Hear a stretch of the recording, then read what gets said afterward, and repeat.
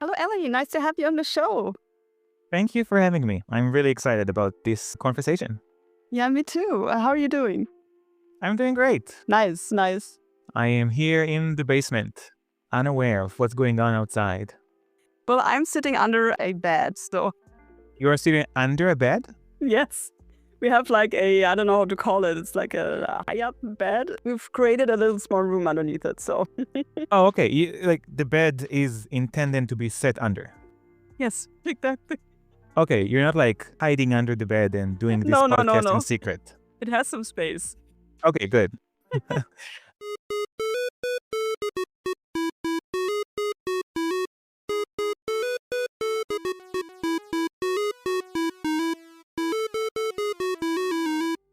Ellie, let's talk about your upcoming game, Flocking Hell. I'm really excited about this one because I immediately jumped on this game because it combines several elements and characters that intuitively don't fit together. It's about finding and building cities and recruit an army of sheep. And those sheep have to defend their cities and fight against demons. And you describe it as turn-based and deeply strategic roguelite. And it also has a calm exploration phase mixed with auto-battler combat. I really like that one. And the demo is available on Steam since last month, November 2024. And the full release is planned on March 2025, so in around 3 months' time from the day of this recording. How do you feel about your upcoming game, Flocking Hell? I'm really excited about the game. It's my debut video game. I published a physical board game a couple of years ago called Worldbreakers, Advent of the Kani. That was a lot of fun, truly a dream come true. I've been wanting to make the transition into video games for a while now. It's been scary. The market is pretty busy and there's lots of competition out there. But I felt that now is a good time and that with a solid game and like with an interesting premise, and as you pointed out, sheep and demons usually don't mix together in games.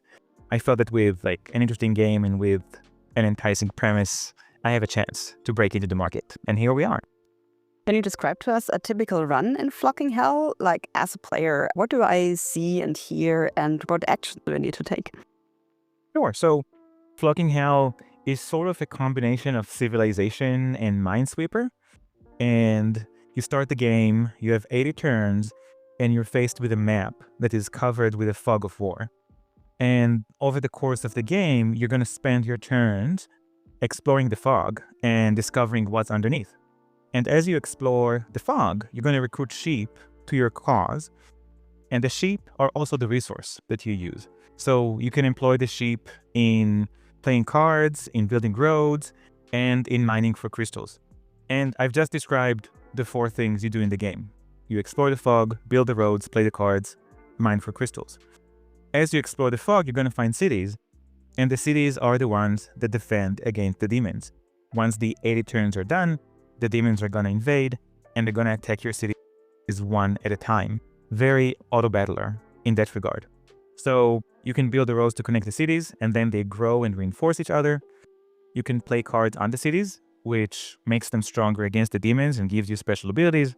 And you can mine for the crystals that attack the demons when they show up. So it's really about balancing all these different tasks because time is very tight. You only have 80 turns to do all these things. So it's a game about difficult decisions, which is what I enjoy the most in games, video games, and board games. And it's about these like excruciating situations of I have very limited resources. How do I want to spend them? How do I balance exploration with exploitation? And it's really about bringing these like tight decision space to the player. Yeah, I realized that when I played the demo, like I probably did so many mistakes, like uncovering the wrong tiles and not finding as many cities as I would like to, not as many sheep. It's really difficult. You really have to think strategically how to move forward. So that's also something I really liked about this game. Just to backtrack to your last comment, I am very keen on deep games. And by deep, I mean that the player has many decisions to make and the decisions matter. So when the player needs to choose what to do next, there's always trade-offs. You know, it's very rare that there's an obvious choice, maybe on the last couple of turns of the game.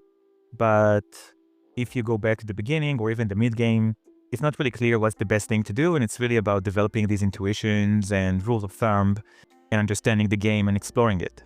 How did you come up with the idea for the game? I mentioned that I was in board gaming and I wanted to get into video gaming. I had a really cool game idea I was super excited about, and I was thinking about it for a few weeks, and I just decided that it's way too big for a first video game. And then I had another really cool idea, which I even prototyped in paper, funny enough. So I printed some components for people to play with, and I playtested with a few other game developers, and they loved it. And I decided that it's too big for my first game. I decided that since I've never done anything, nobody knows me in the space, I have zero experience publishing on Steam, I'm just going to take an existing game, which I really enjoyed, and risk in it and bring it to a modern audience. And the game I've chosen is called Oasis. It's a strategy game from 2004, which got a lot of attention in the press back in the day and won like awards and like a lot of like coverage on Gamma Sutra and the press, and was forgotten within a couple of years, I think. It was a really innovating strategy game, and that's where the civilization meets Minesweeper description comes from.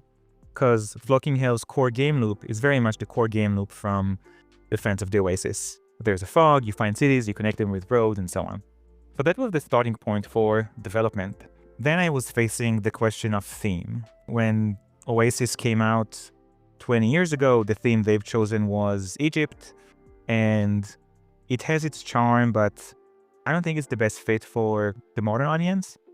I really wanted to find something which is more wholesome and whimsical and cute. And this is where the sheep and the demons came from. Because if you look at the game's graphics and the game's concept art, all of the characters are cute. Now, some of them are cute in like a sinister, like uncomfortable way, but they're still cute. So that's where the aesthetic came from, with the desire to make something wholesome and something which is fun to look at, colorful, and there's lots of movement and characters for you to follow. So these are really the two elements that brought the game to life. Going back to this like 2004 classic, Oasis, and theming it in a way that a modern audience is going to find it approachable and fun and worth playing. Cute sheep and demons, I like it. What's your favorite feature in the game? I like the sheep. The sheep came out great. I tried a lot of different themes as I was developing the game, and I love cyberpunk. That's my own personal, my favorite genre is cyberpunk. I'm a huge fan of William Gibson and Neil Gaiman's earlier work and the card game Netrunner. So the original theme for Flocking Hell was that you are defending a baby AI from the people who want to destroy it.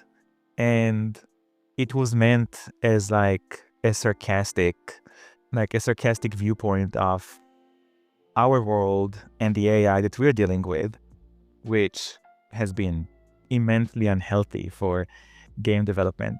So it was supposed to be this like cyberpunk tongue-in-cheek, but I decided it's just too serious, and I flipped it on its head and came up with the sheep idea and with the pun with Flocking Hell, which English speakers seem to enjoy quite a bit. So I think I really like the sheep as a feature, amusingly enough. And thinking about the mechanics of the game and actual gameplay, I would say that my favorite feature is how much you can direct your strategy through customization that the game offers. So the game is also a roguelite, as you pointed out, and there's a whole mechanic of building your deck and choosing which cards you want to draft, and you can recruit guides, which are the same as relics in Slay the Spire and other games. And I'm a card game player. My physical board game was a card game. So I'm really happy with how the different builds are coming into play and how you can draft the different cards and direct your strategy in different ways. So whenever you play, you can focus on something else. either make your cities bigger or build more roads or have more crystals. It's really up to you which way you want to go. So the demo has been live for a couple of weeks. What feedback did you receive so far? Since the demo was released, the playtest build actually had 4 patches. The latest one was this morning. The feedback from the demo has been amazingly helpful. When I released the demo, I thought that the gameplay loop is done and that the difference between the demo and the full game is just going to be more content. But I must have received over 50 feedback reports from players who played the demo. It really highlighted some of the basic, I won't say flaws, but more like challenges in the core gameplay loop. And I think that the biggest thing that came from players is that some of the mechanics are not transparent enough. So people are playing the game, they have a broad idea of what's happening, but they don't really understand why it's happening and why some of their decisions matter. Over the past month, I've done a tremendous push making everything more visible to the player, so that when the player clicks on a mine and puts some sheep in the mine and starts collecting crystals, how does that actually work? So now it's much clearer. The combat mechanic had some really cool math behind it, which is wonderful for me as the person who wrote it, but not very useful to anyone else, because players typically don't look at the code for the game when they play it. So I really simplified the combat mechanic. Some of these changes were UI changes, but a lot of them were just redesigning some really basic algorithms in the game, like some of the things that the game is doing on a fundamental level. And it was a bit scary. Combat was working. People didn't really understand how it works, but it worked as intended, and everything else was balanced around it. So the resources that you gain and the flow of the game and the text on the cards, everything was based around combat. And just ripping that off, redesigning it, and putting a new module in was scary. And thankfully, it worked really well. So I would say that there's been a huge amount of feedback, and the current playtest version, the playtest build, is just so much smoother than the demo. I really hope that by Steam Next Fest, I'll have a chance to bring all these changes to the demo and release a new demo that is much more accessible to players. Great to hear that you received lots of feedback, and I will definitely check it out again. So to be clear, the demo is still the old version. It's the playtest build that got the patch. Yeah. With that said, shout out, if you want to playtest Flocking Hell, just find me on Blue Sky or on Discord. I am always happy to get more playtesters. I actually had a shout out for playtesters this morning, and already 5 new playtesters joined the playtest team and got keys and everything. So I develop through playtester feedback. I prototyped Flocking Hill in 2 weeks or so, and it was really shoddy graphics and really basic interface. And already I had people playing it. Mostly other game designers who seem to be tolerant of really basic graphics. But I know that many game designers, especially in the indie space, sort of get stuck in their bubble and just keep on developing with no outside feedback. I'm the opposite. I want to engage players as soon as possible. All of which to say, if you play the demo and you have feedback, please let me know. If you want to play test, please reach out. I'm very much into sharing the game. There's no such thing as sharing the game too early. What are your long-term plans for Flocking Hell? Right now, I am focusing on adding more content. I really want the game to release with about 100 cards and 40 guides for the player to choose from. The demo has 25 cards and I think 10 or 12 guides. So it's quite a big jump, a lot of content to implement and design, to design and code and implement and playtest. So I'm really excited about that. That's the really fun part, where the essential systems of the game, the engine is working, and now it's just about adding more and more cool toys for the players to play with. And the latest playtest patch adds some new guides that the playtest team was really excited about, lots of emojis, which was really nice to see. That's part of it. And part of the content push, you play a 7-level campaign. The game is designed to be played quickly. Like every level takes 3-4 minutes, and you can finish a campaign in 25 to 30 minutes. Each one of the 7 levels you play is called an island, and it has a gimmick to it. So for example, one of the islands is called Sports Fans, and the story is that 2 different knights are visiting the island. Some of the cities are fans of the Night of the Sun, and some of the cities are fans of the Night of the Moon, and you don't want to connect them to each other. You want to connect Sun to each other and Moon to each other, but if you connect Sun to Moon, they get angry and your performance goes down. Every island has a gimmick, and another thing is adding more of these islands with their gimmicks, which are a lot of fun to design because they're supposed to always have both a benefit and a challenge for the player to deal with. So for the sports fans, it becomes this puzzle of which cities to connect to each other and how to design your grid so that you don't accidentally connect Sun and Moon to each other. So yeah, more of that content. Another thing is on the promotion marketing side. Before releasing the demo, I had a very large wave of outgoing emails.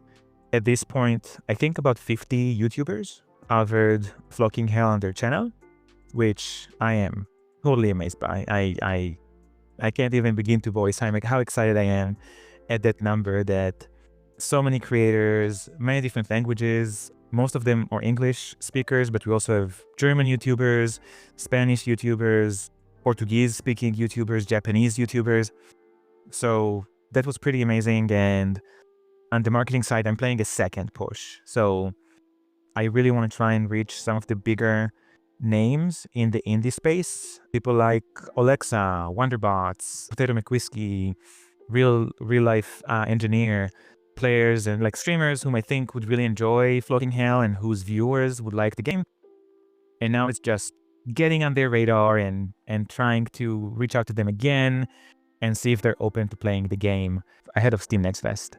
Yeah, definitely good luck to you that people will play it and show it off and that you get more support among players. Are there also plans for controller or touch support? Yes, so the game works on Steam Deck, which is pretty cool. It hasn't been designed with Steam Deck. Okay, taking a step back.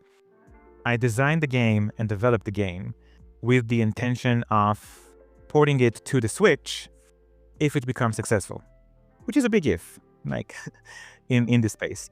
But everything was designed to be imported to the Switch, so the infrastructure is there.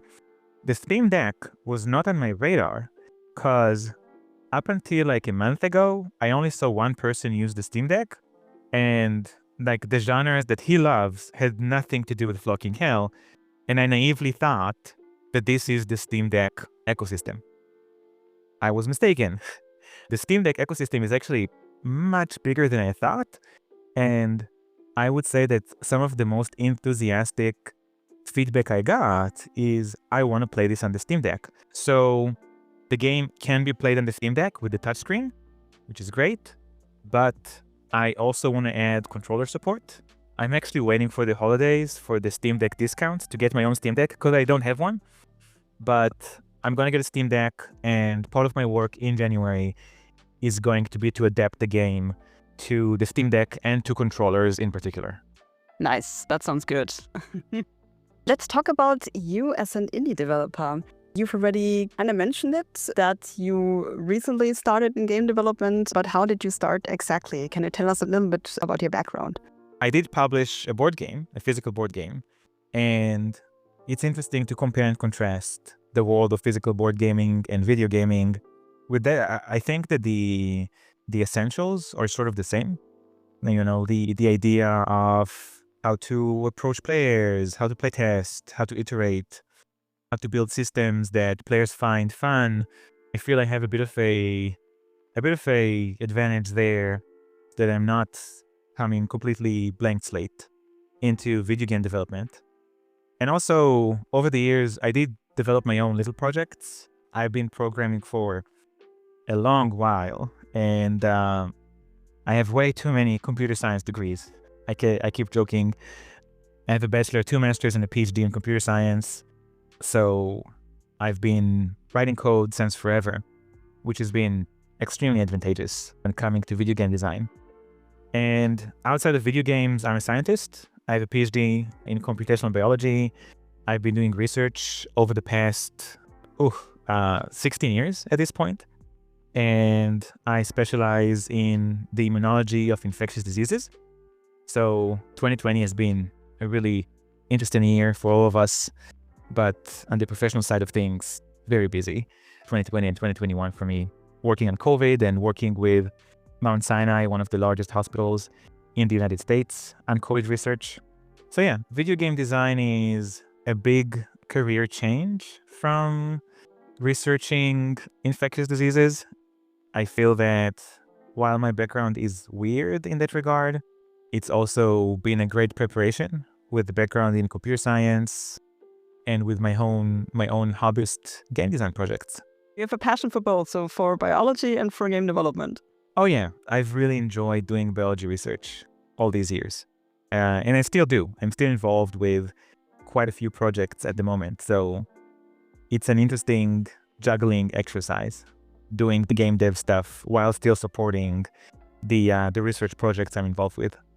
Mm-hmm. How was it for you during COVID, doing research there? Can you tell us a little bit more about that?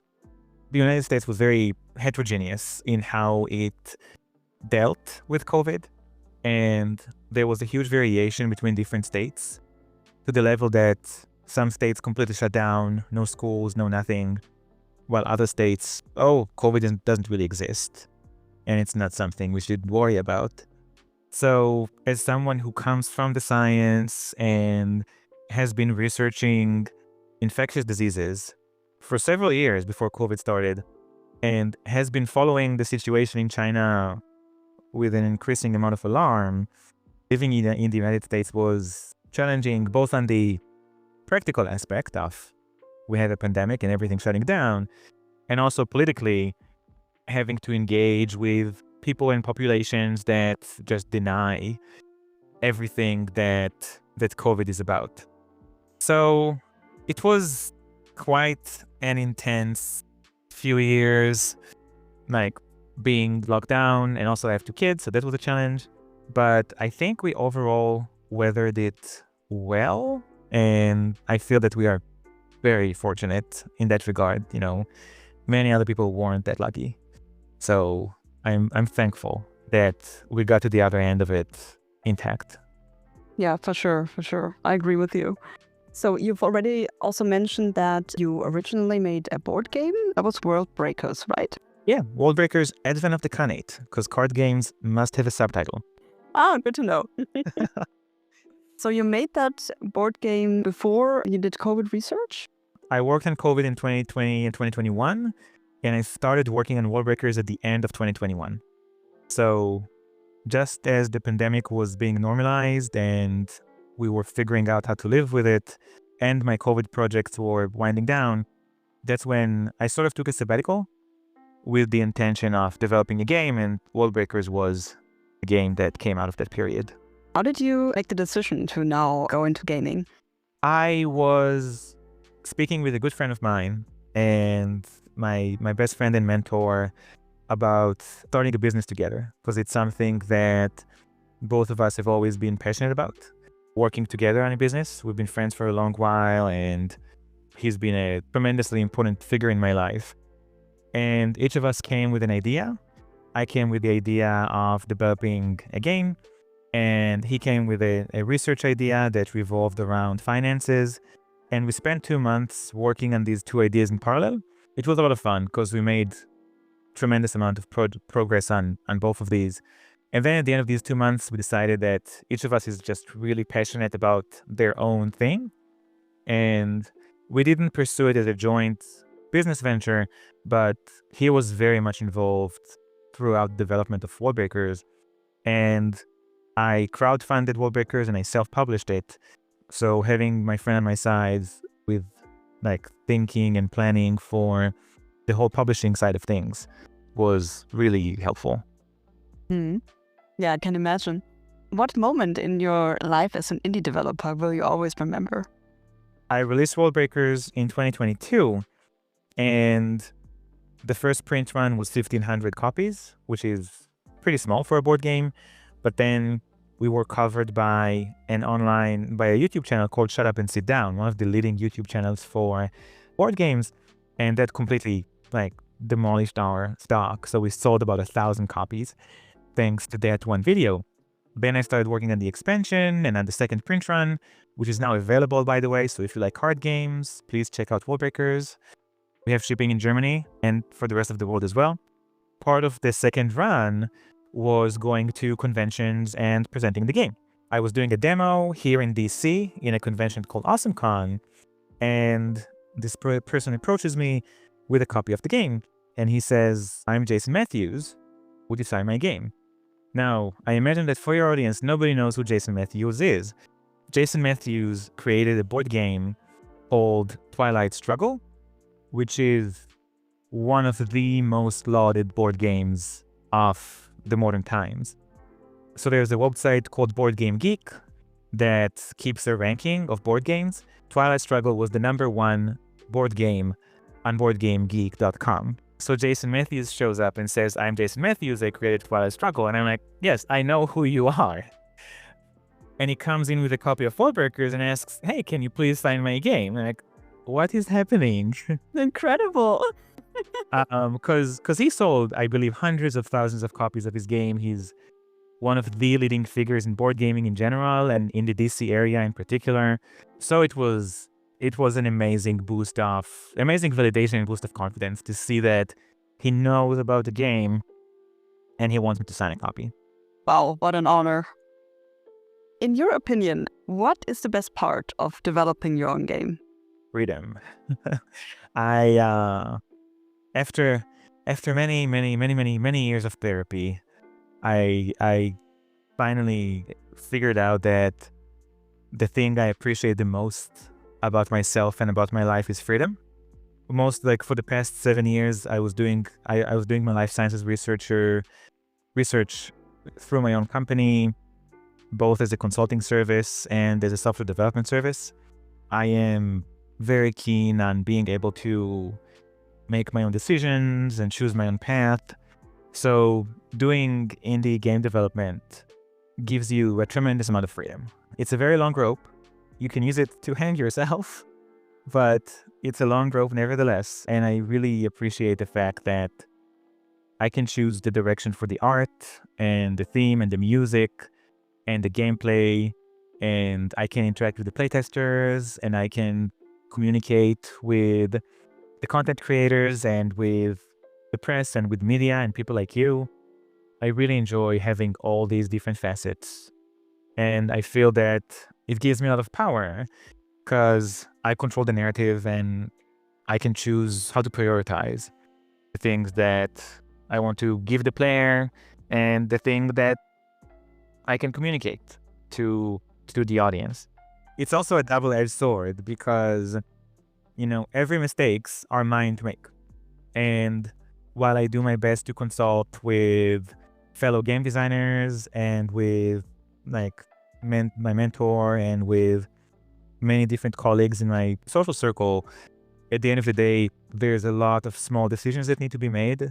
And in the game space is so tight that every decision matters.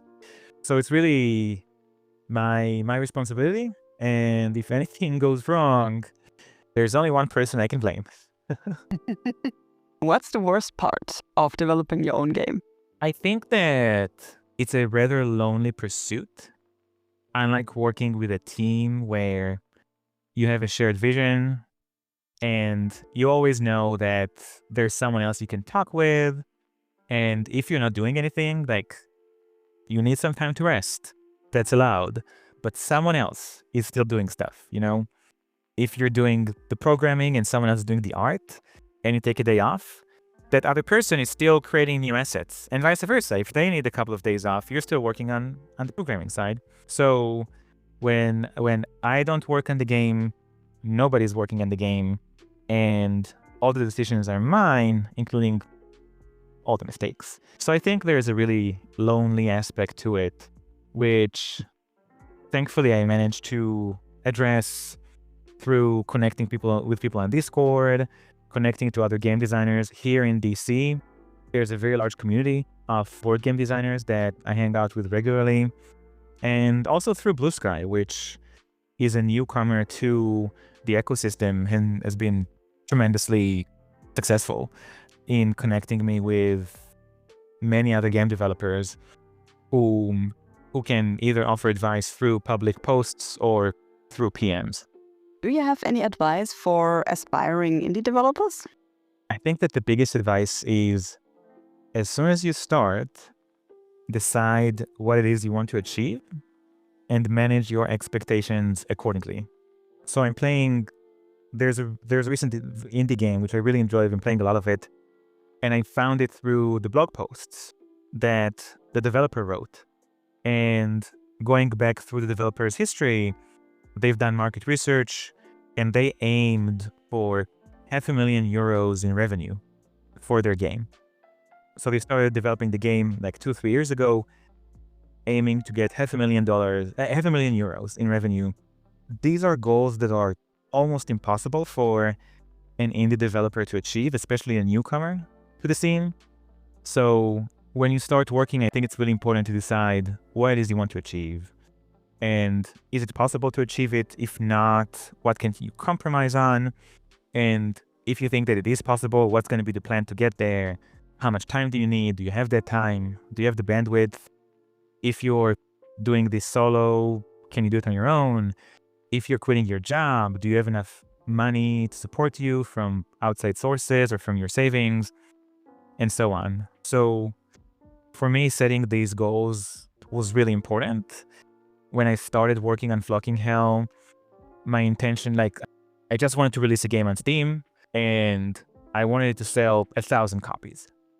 Just completely arbitrary number, 1,000, it's round. I'm on track to releasing the game in March.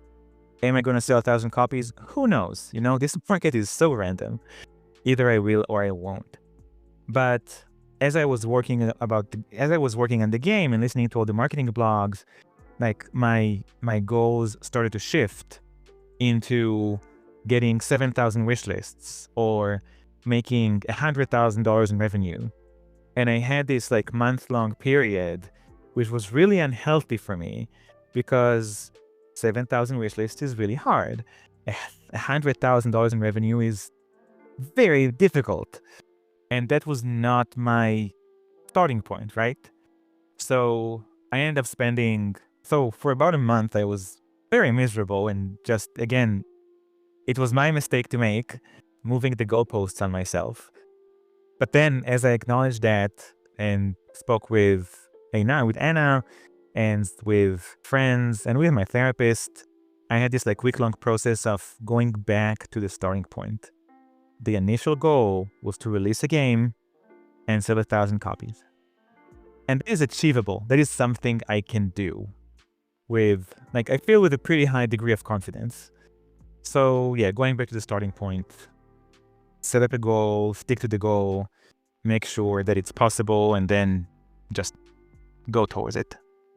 Yeah, that's a cool advice. Let's talk about your studio, Sextant Studios. So you've already told us that you're developing games by yourself, but isn't really anybody helping you?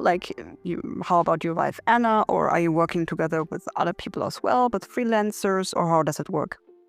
The definition of solo developer is very flexible, seems like. I don't know, so for a long while, for the first few months of development, I presented myself as solo developer, and then someone on the solo development subreddit said, maybe you shouldn't, and I stopped. So I don't know if I'm a solo developer anymore or not. But to give some more info, I'm the only one working on the game full time. Anna, my wife, who's amazing, is helping with a million small things. She just went to PAX Unplugged, a board gaming convention, and demoed Worldbreakers to people. She met with another journalist to talk about Worldbreakers and Flocking Hell. She'd been involved with the artistic direction of both Worldbreakers and Flocking Hell. And I bundled all of these under the title Director of Operations, because in the US it's really important to have titles. But it's really about helping with all sorts of small stuff where I'm just facing a roadblock and I need someone to talk to fix it. And I go talk to Anna and she usually fixes it. Like when you play Flocking Hell, there's a Minesweeper mechanic where the map gives you hints on where to find the next city. And like certain tiles have a city next to them. And it was Anna's idea to number them. So as you explore the map, you're going to see 1s and 2s. So a 1 says that there's a city nearby, and a 2 says that there's 2 cities nearby.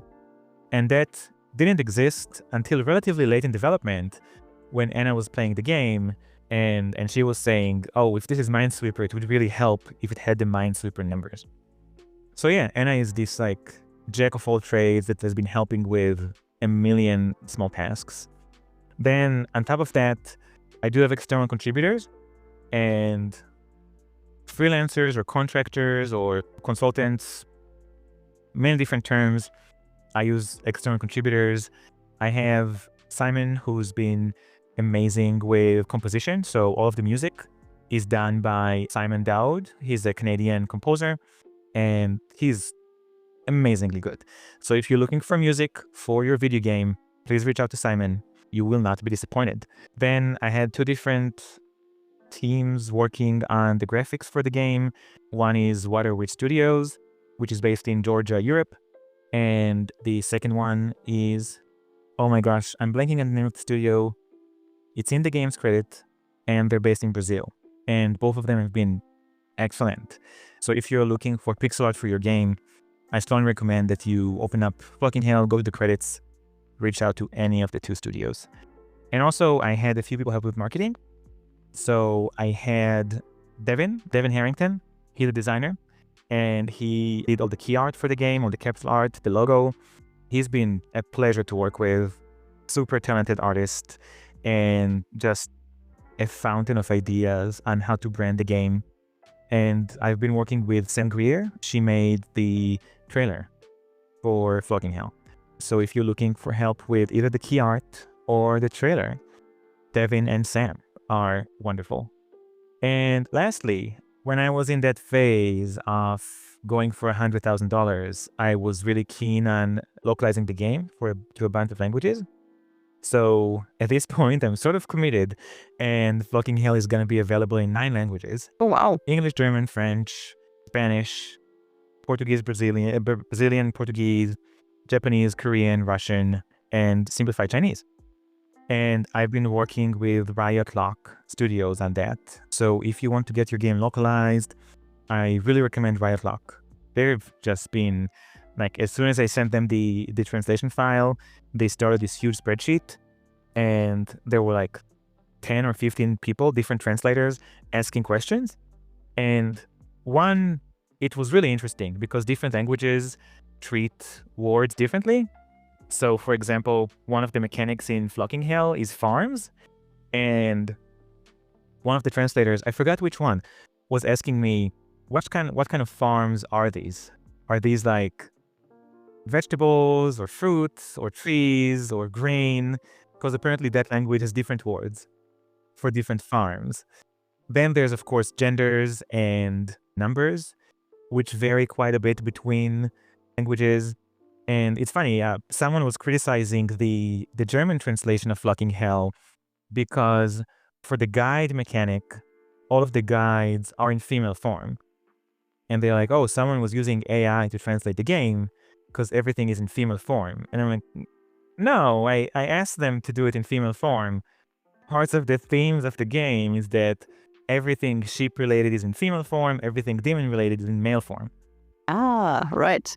So that's one part of languages. And also, the translators just helped me improve the text of the game. And, you know, that's not officially part of the... They're here to translate, but part of their questions are like, what does this mean? And I'm like, you're right. I don't know what it means. I should probably rewrite it. So yeah, I've been working with quite a few professionals on this. And if I forgot anyone, I'm sorry. You're in the credits. And I hope people check the credits and find you and hire you. Nice. It's important to get lots of help. And with the translation, that's amazing, for sure. Why did you actually call yourself Sextant Studios? Is there a story behind this? Yeah, so my life sciences company, which I started in 2017, was called Astrolabe Diagnostics. And the astrolabe is an ancient instrument for nautical navigation. And I called the company Astrolabe Diagnostics, one, because I really love astrolabes. They're beautiful. If you Google it up, they're works of art. And given the time when they were invented, they can do a lot. They're like calendars, they're navigational instruments, really amazing example of human ingenuity. One of the themes of Astrolabe is that we help you navigate through your data. The idea is that researchers acquire huge amounts of biological data. They don't know what to do with it. And we're the ones who chart the course and help them navigate through the data. And when it was time to name my gaming studio, it was really late into the development of Worldbreakers. So I did the Kickstarter. The Kickstarter was done. And I'm working on all the assets for the game. I'm in the thicket of creating like PDFs for the printer. And I'm making the game box. And the printer is asking, where's the company's logo? Because I think that you can't print a game in China, or you can't import it to the United States if it doesn't have a company logo on it. Like, someone needs to be responsible. And I'm like, oh, I don't really have one. I did have a company. The company was called my name, LLC. LLC is the American GmbH from Germany. I don't want to put that on the game box. That's really dull. So I'm like, okay, my previous company was Astrolabe. The next like navigational instrument that have been invented was the Sextant. So that's where Sextant Studios came from. Okay, I see. Let's talk about financial support. Like many indie devs, they urgently need that and are dependent on funding. How's your situation? So I am fortunate to have a spouse, a wife that is working, and also to be able to work in parallel to my game dev. So because I have my own company, because I am like a one-person life sciences consulting business, I could keep working on Astrolabe Diagnostics in parallel to developing Flocking Hell. And I am very grateful and fortunate to be able to do that, especially in a place like the United States, which is expensive, especially where I live, North Virginia. I live in Arlington, North Virginia, which is I believe, the 7th most expensive county in the United States to live in. I'm really lucky to be able to just do my personal business and use that as funding for the game development. And the most expensive piece of Flocking Hell is my time. And this is really where having a background in software engineering is invaluable, because hiring a software engineer to write the game would be outside of my means. Software engineers are expensive. So being a software engineer myself really saved me a huge amount of money. And then for the individual contributors, for the external contributors, I just use my savings. So it's all self-funded. Do you also have a publisher? I do not have a publisher. I have very early conversations with one publisher. I don't know what's the right way to go. Speaking to other indie game developers, I've been hearing many more horror stories of publishers than success stories. Like, I have yet to find the indie game developer who said, wow, I'm so happy that I signed a publishing deal. And I think a big part of it is that people are more likely to vent when something bad happened, as opposed to, like, it's the Anna Karenina principle. Publishing, like, successful publishing deals are all the same, but unsuccessful ones are horrible in different ways. So yeah, I'm conflicted on that. And I mentioned that I'm in early conversations with one publisher who seem like legitimately nice and accommodating group of people. So we'll see if anything comes up with that. But I'm not actively pursuing a publisher right now. I'm really focusing on getting that first game out there, having more of a street cred and portfolio behind me. And then for the next game, I might be more proactive about finding a publisher. How's the indie dev scene in the States from your perspective? You know, I've learned that the indie dev scene is huge everywhere. I was fortunate to be invited to a Discord channel with a few tremendously, I've been using tremendously a lot. I should use more words.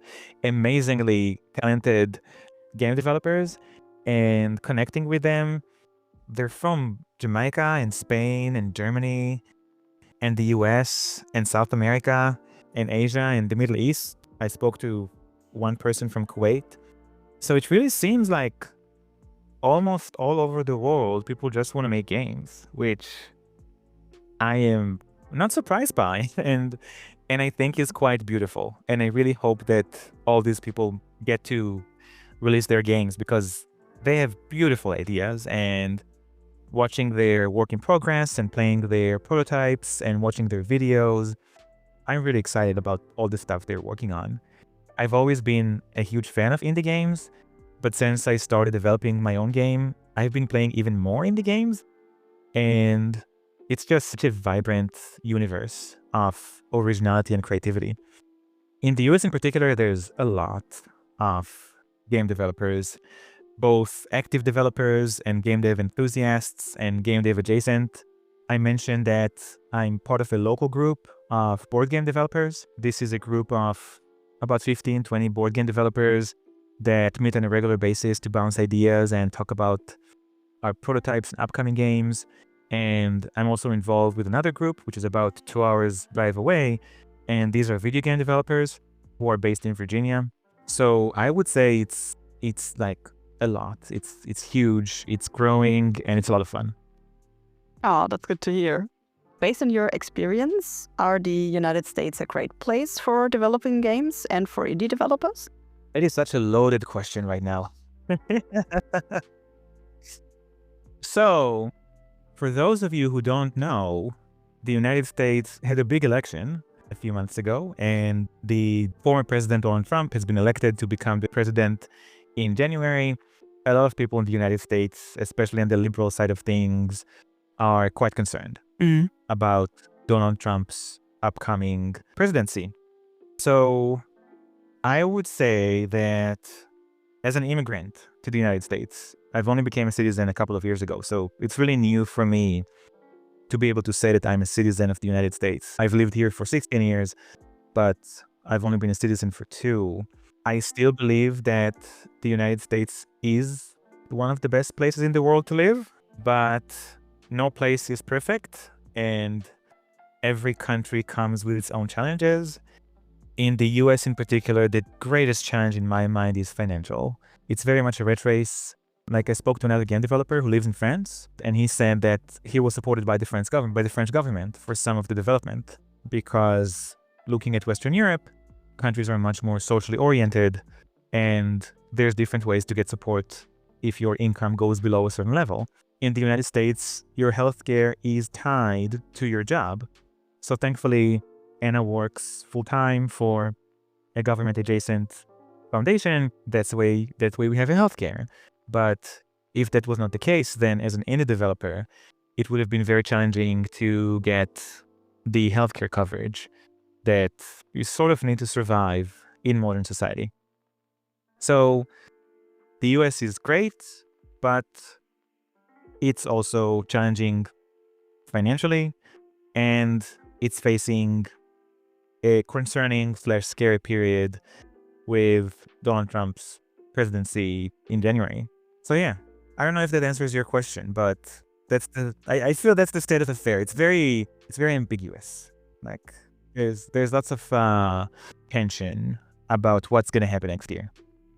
Okay, yeah, fingers crossed that things will not turn out as bad, and that the United States stay as a great country and stay a great place also for developing games, of course. We're really looking forward to your upcoming game, Flocking Hell. Turn-based strategic roguelite mixed with some calm exploration and auto-battler combat. The goal is to gather lots of sheep to defend your cities against demons. Demo is available on Steam since last month, November 2024. Release planned, I don't want to scare you, Elli, in March 2025. Yep, it's around the corner. Elli, thank you so much for sharing your stories, your insights, and for being an open indie. It was really, really great to have you here. Yeah, thank you so much for hosting this and for making the podcast. I'm really enjoying it.